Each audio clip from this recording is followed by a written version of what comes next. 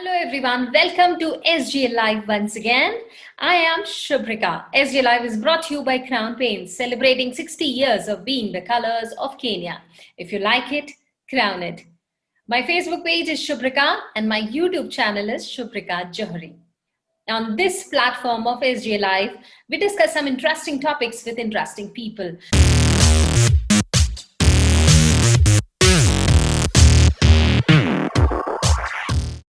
Today, we have a special guest, Miss Isabella Njeri Wachira-Towey. She is BA Honours in Building Economics, Master's Engineering in Project Management.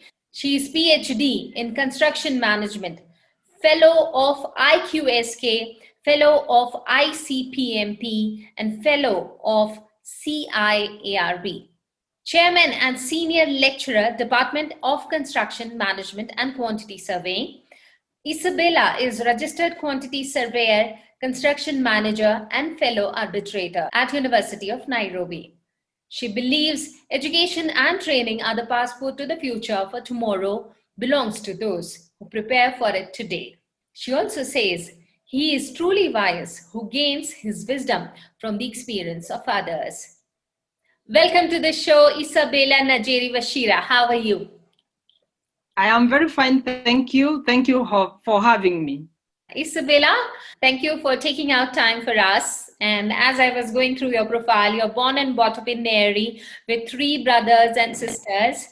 And how was your childhood? Tell us, first of all, something about your childhood.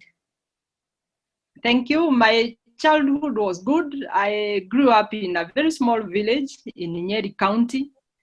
And we were brought up in a big family. There are 7 of us, including myself.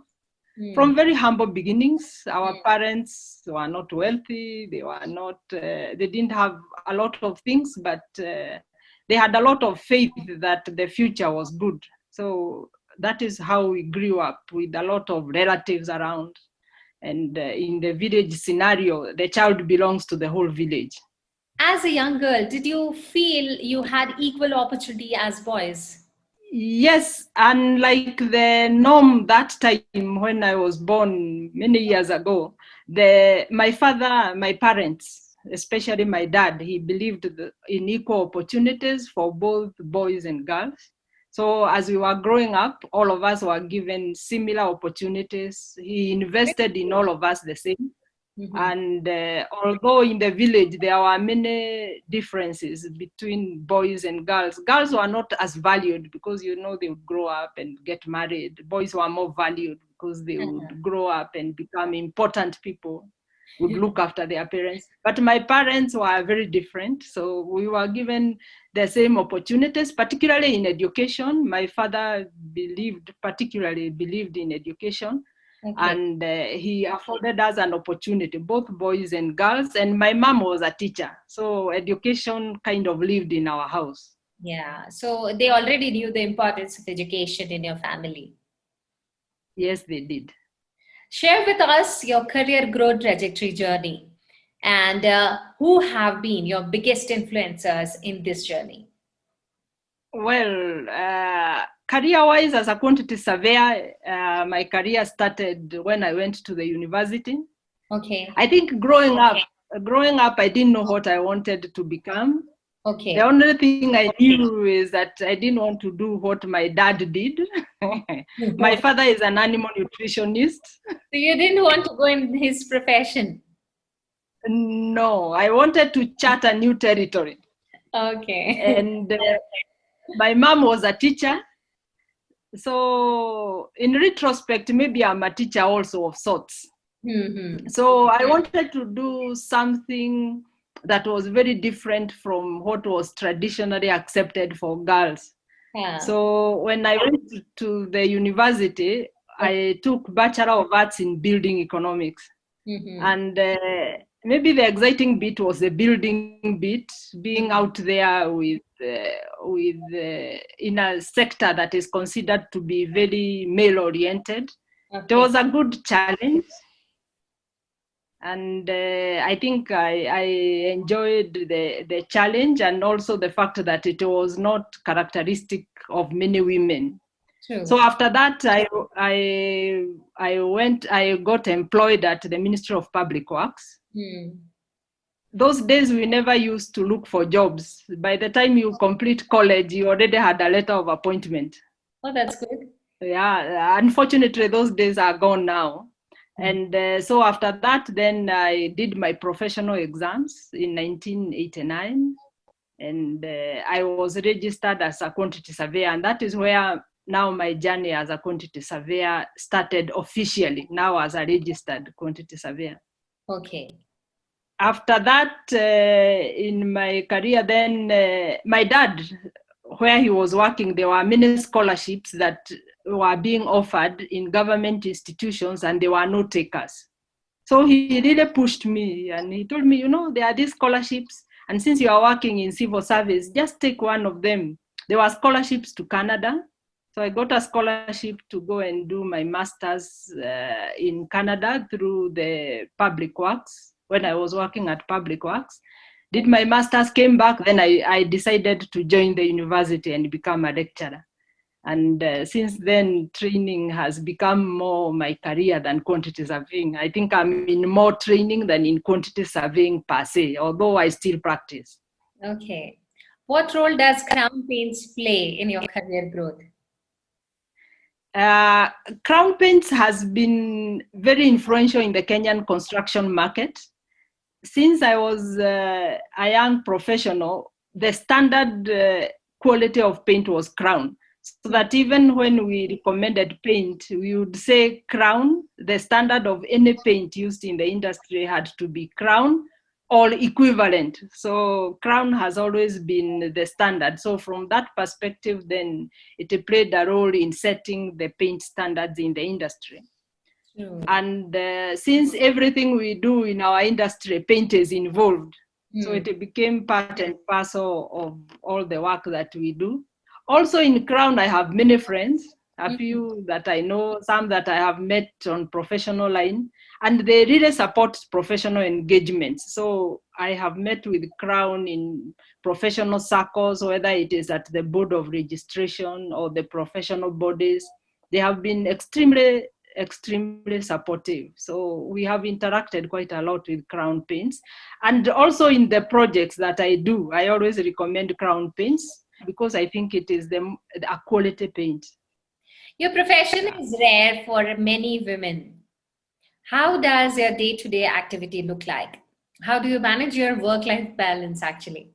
Well, I try to balance my time. Most during the day on weekdays is mostly management meetings, because now being the chairman of a department at the University of Nairobi involves lots of meetings and arranging. I also train a lot. I have many classes. I also train outside the university in professional lines, in the industry. Training is my passion because I truly believe that is the only way that you can make a difference. Then, of course, I have a family. So my evenings belong to my family. Sundays are my days off. I do just about anything I feel like.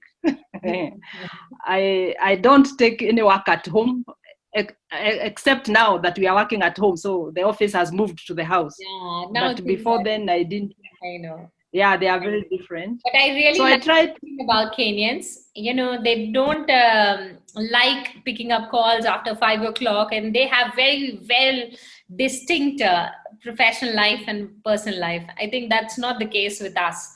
We are just working all the time and thinking business all the time in our minds. Yeah, we try to draw a line because you see, family is also important. Yeah, it's actually important. Yeah, true. Yeah, when the profession is finished, the family will be all that you have. And I think also the family is a reflection of the individual more than the profession. So if family succeeds, then I also succeed.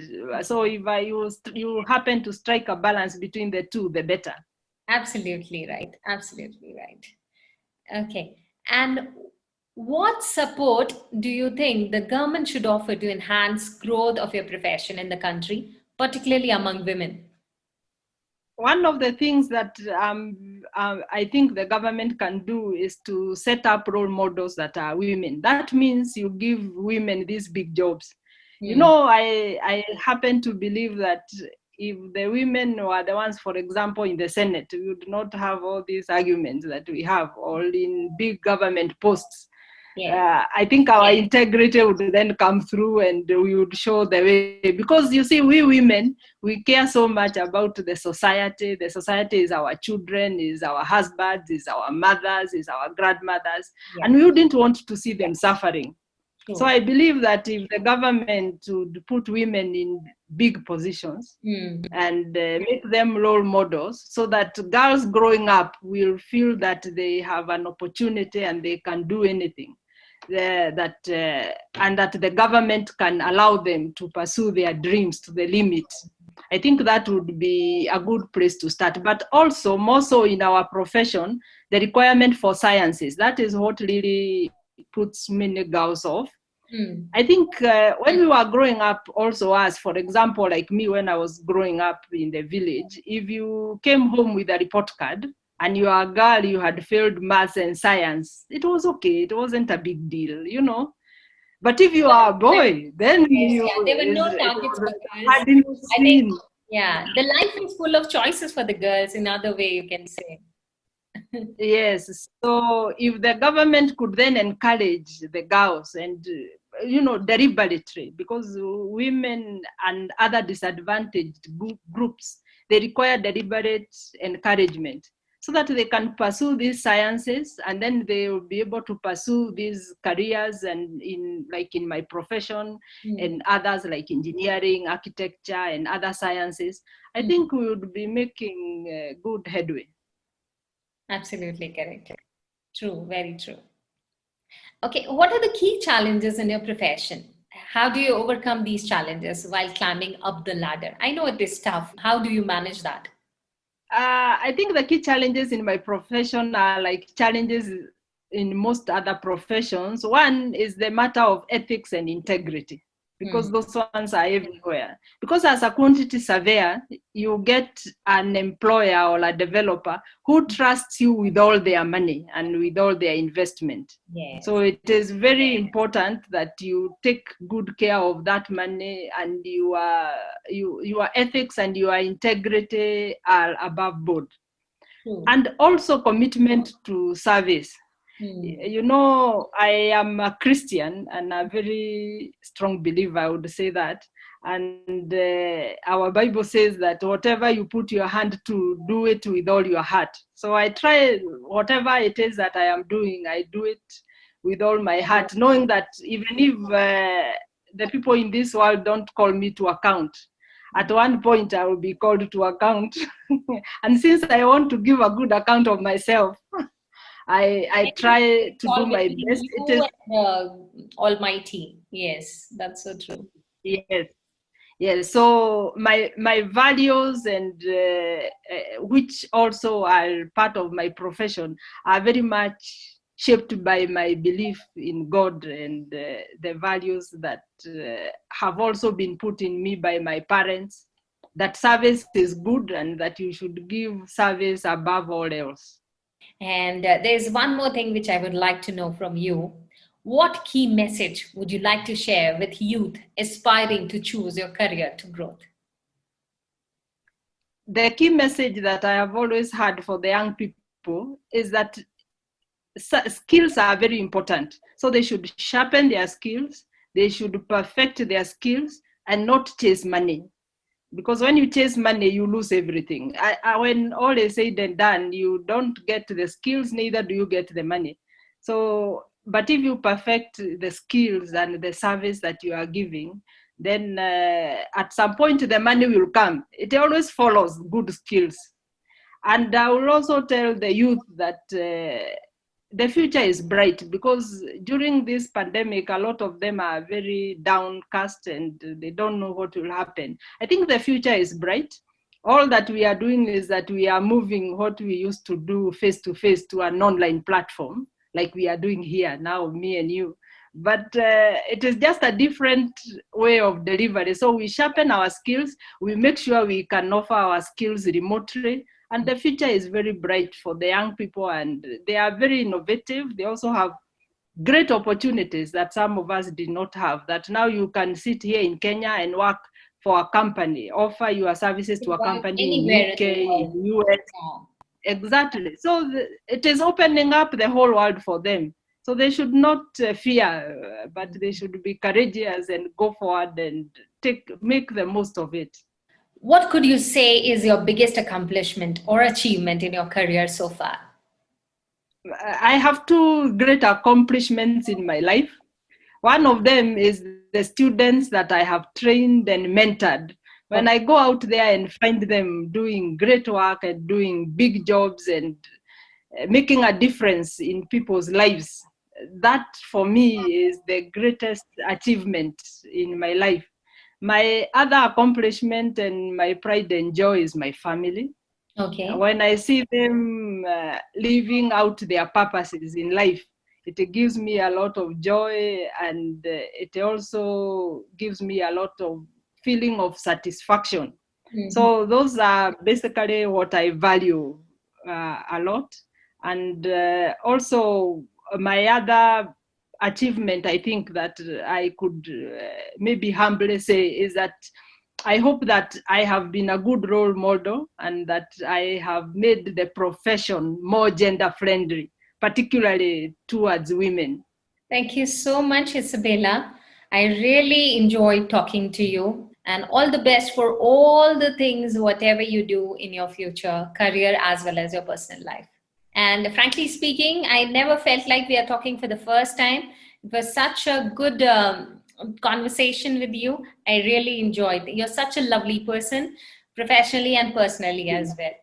Thank you so much. And like they say in Crown, we like it and we will crown it. Yeah. Absolutely. Thank you. It was a pleasure talking to you, and it was great to meet you. Same here. Thank you so much. Looking forward to see you again and again. Same here. Thank you. Bye. Her passion is training for efficiency in the construction industry, as this transforms lives and industries. And her greatest joy is to see her students doing great things to improve lives in the construction industry and in society. So that was Isabella Njeri Wachira-Towey on my show SG Live, brought to you by Crown Paints. If you like it, Crown. It's celebrating 60 years of being the colors of Kenya. This is Shubhrika signing out, wishing you all to have a great week ahead. We'll see you soon again. And yes, don't forget to like, share, and subscribe to my channel, Shubhrika Johary, and my Facebook page is Shubhrika. Tada, bye-bye. See you.